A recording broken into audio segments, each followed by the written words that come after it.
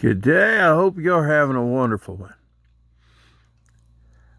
Somebody asked me just a while back, actually several, why do you always wear a black t-shirt, shooter shirt? And the answer to that is quite simple. I like them. Yeah. So, like when I wear a regular shirt, it's not like I wear a t-shirt with it. It's like it's an overshirt to my. Yeah. Anyway, that's neither here nor there. Here goes. Trump won. Now, the question is, if Trump won, why is he not like sitting in the White House? And the answer to that is really quite simple. The fact that Trump won is, like, let's say, been well refuted. But let's see what really happened here. If you look at everything that's been reported, Biden says he won. Okay, we reported that. And it was the most honest election ever in the history. I mean, I said that should tell you something right there. That people actually say things like that. That I think they have a motive when they say things like that, which is probably not. You get the idea. All right. So now Dominion voting machines have been under scrutiny for 20 years, mostly by the Democrats, and they have been screaming about their use for voter fraud. So until this election, and now it's kind of going the other way. But all right, so whoever lost screams at Dominion, but it seems like, can Dominion be connected to the internet? And they all have these little internet connections. Well, I'll tell you what, everything has a little internet connection, and it not necessarily be there for bad reasons. It might just be there to plug in a diagnostic machine to calibrate and set things and to do just regular maintenance that would have to be done. The thing's not perfect. And could it be used then to hook to the internet and do something nefarious? Well, absolutely. So it's like, okay, that means that the other side of that connection is what's dangerous. Not that the machine is capable of taking it, but the fact that other people or other connections might be available in there. So since those are so dangerous, they're sort of like the guns in the hands of somebody intending to do harm. The gun's not the problem. You see where I'm going here. But you can say no guns allowed in here. And they do. They say no guns allowed in there. And I get that. But just as dangerous as a gun would be a live internet connection, which could then be plugged into that thing. And that would be 24 hours a day, day and night.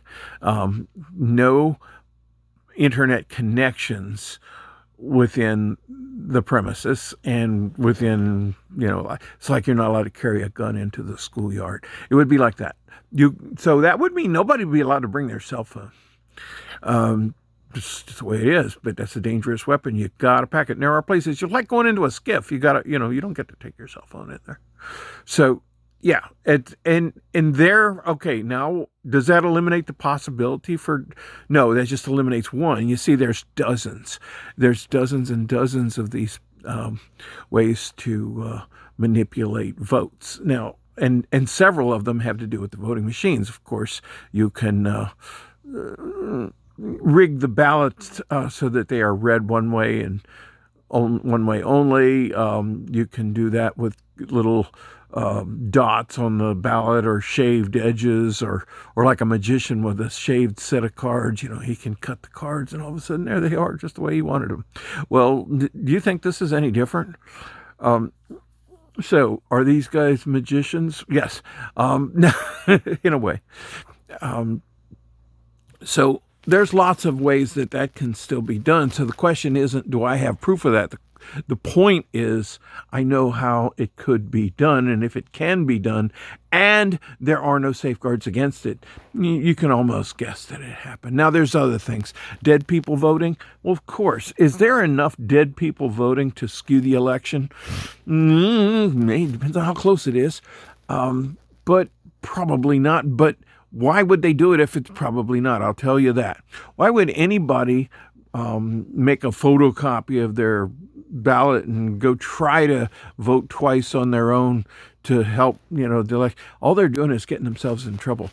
So if you got a whole lot of people doing something, collecting their grandma's ballot and marking it for her without grandma telling her what to mark on it.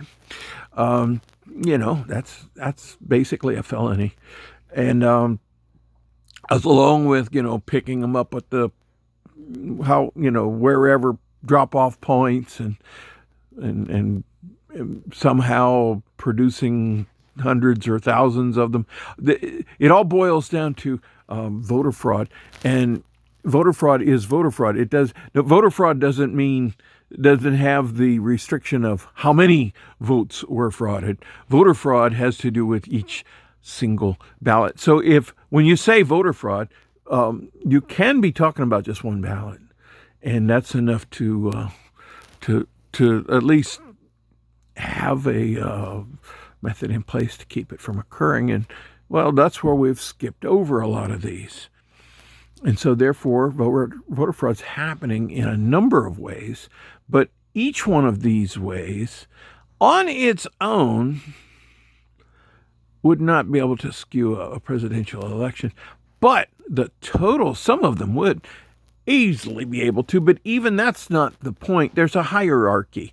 You got the method that's going to cause the most effect, and that's the one that's running the show. Just is. Now, but they very, very strongly support the smaller level thieves, voter fraudulent people, regardless of gender. This is pretty gender neutral. Anyway, for those that care, I don't.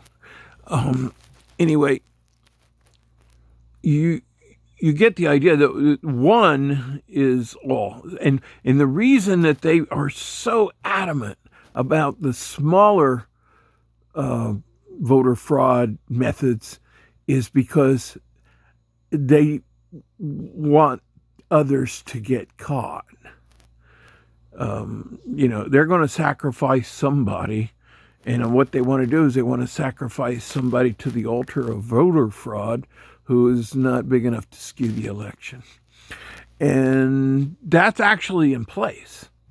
So you have a myriad of ways of voter fraud, and they're all being practiced. And some are being done by people who just think they're doing a good deed, and that's terribly ignorant of them. But that's for them to deal with between them and God, because I don't know who they are or what to do about them. I do know that we should preach the gospel, and the gospel would require us to be honorable in our elections, and I can actually show you that. And so if you're not, you're blah blah blah, you'll be found out. Now, the question is, what can we do? What can you do? Well, what you can do, the strongest thing in the world that you can do is vote. Because even the voter fraud guy had one vote that was his to cast, and his to cast the way he wanted to cast it. And I support that 100%. Now, if he votes one more vote that's not his, then he's a felon. So it's kind of, you have this right and privilege that is truly not only a right and a privilege, it's a duty. And you have this duty to do it, but if you do a little more of it, you're a felon. So keep that in mind. This is righteous stuff. There's a line in the sand here. And there are felons, and there's lots of them. And if you see one, or if you have a pretty good idea of one, you don't have to pick a fight with them, but you definitely have to report them in a way that is well documented. Whoever you call to report it, you do it in front of 6 other people, and you let them all know that you're talking to all of them. And it's the only way you'll do it without getting crowded out. So, and document it with letters too. You, this guy, and this other guy, all as witness, talked on this day and said this, and I proposed this charge. Okay, so that's, or charge or allegation, however you want to call it. But if you don't do that, you're doing nothing. Matter of fact, you're hurting your own cause. And I'm praying that your cause is liberty, and that liberty would involve one vote, one person, and one person means one citizen who has not had the right removed from them.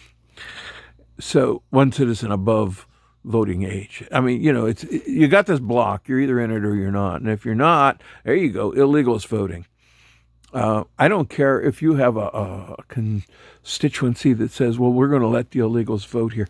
Well, then they are the voter fraud, if you understand what I'm saying.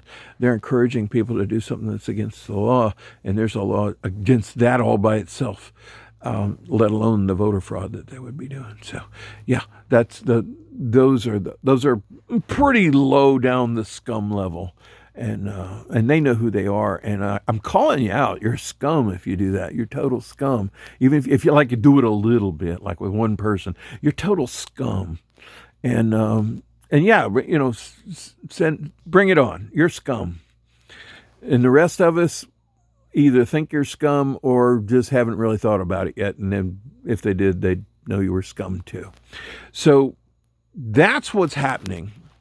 And when you get this obvious voter fraud that we had in an election meddling, stolen election, treason, basically. Hanging offense, yeah, still. Anyway, definitely death. Treason. But this happened in 2020, and it's everybody that I've spoken with. I can't speak for everybody. I can only speak for those who have spoken to me. And I don't know a single person personally that doesn't have some feeling that some voter fraud occurred in that election. So it's like everybody knows there was voter fraud. How about we make it that way? Since what I just said, nobody said that the voter fraud, I'm not saying no, but a lot of them said, not everybody said the voter fraud caused a change in the election, but everybody says there was voter fraud. Okay, there was voter fraud. And now we know that, there was this voter fraud, that voter fraud, and the other voter fraud. And the whole idea was to throw out so many ways that anybody, like a pair of people that are just, oh my God, they were put out there in the firing line, and they took it too. That's Giuliani and Sidney, what was her name? Sidney Power. Anyway, those two went after everything as hard as they could. And the thing is, they were shut down, but you see, it was the plan that I was telling you about. You start shutting them down on little things. It's like, well, you allege this and this and this and this. Well, you can't prove this, and you're wrong on this one, and you know that blah, blah, blah. And they really start coming down on them hard, and then they start sending IRS out to their house and threatening their children. And,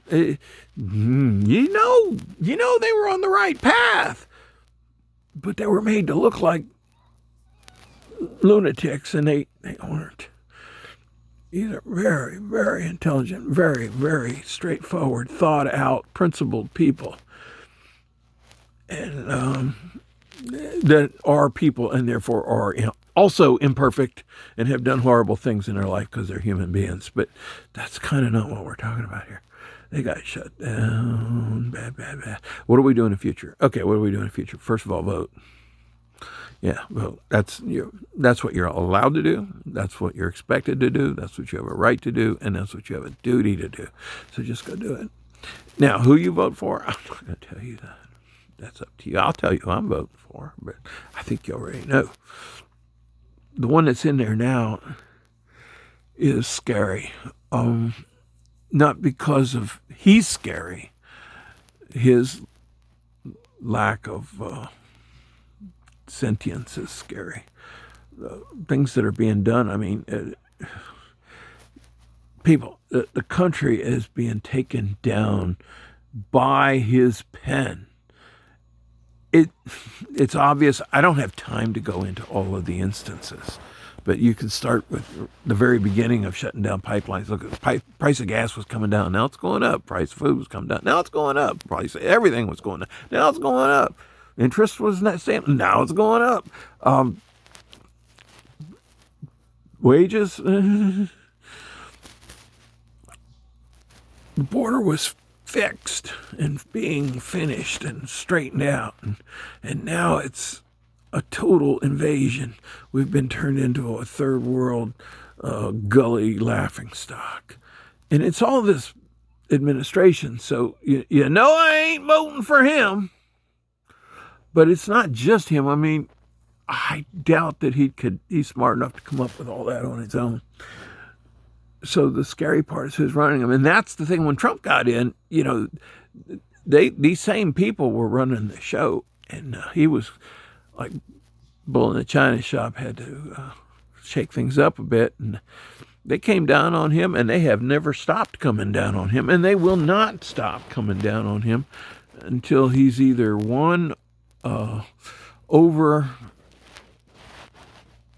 how do you say it, the taking down the cartel, or, which is going to be very difficult, and he seems to be willing to try, or he's dead. Because I don't think he's going to give up until he's dead. Pray to God that's no time soon. And I pray to God he gets in there, because I support him. And I know a lot of other people that support him. And we're willing to say so. And we need to get this stuff out to people who also say, hey, you know, we've had enough. We've had enough. You know, it's a little late to do anything about the last election, but you going to let this next one go too? And that includes all the little elections, all the from the city councils and the state senators and the governors and all of them, everybody, judges, anybody that you can vote for. It's time for you to start. It's an undaunting task, but at least have some idea. Something about them before you put that name down. If you want to just go straight Republican, you're better off than anything else, unless you know guys. If you know somebody, or you know of them, or you support them, or whatever, then that's, get in there, vote for them. There's a lot of lazy Republicans, I'm going to tell you this. And I know people in politics, okay? And they know who they are. In general, they've got good hearts. In general, they're human beings. And in general, they eventually get sucked into something. You got to let them out. If you don't let them out, well, I mean, did you ever make a mistake? Were you glad when somebody let you out? It's not about that. It's about keeping a good representative government and keep it as small as possible. And you get that, and you're doing fine. You're doing the best you can. I love all of you, and I know there's going to be a dozen questions on this, so I'm going to end it with this thought that I haven't had yet, but it'll come in a moment. Oh, yeah. Jesus is in control. The end is near, and we are living in Sodom and Gomorrah. And there'll be Gomorrah on that tomorrow.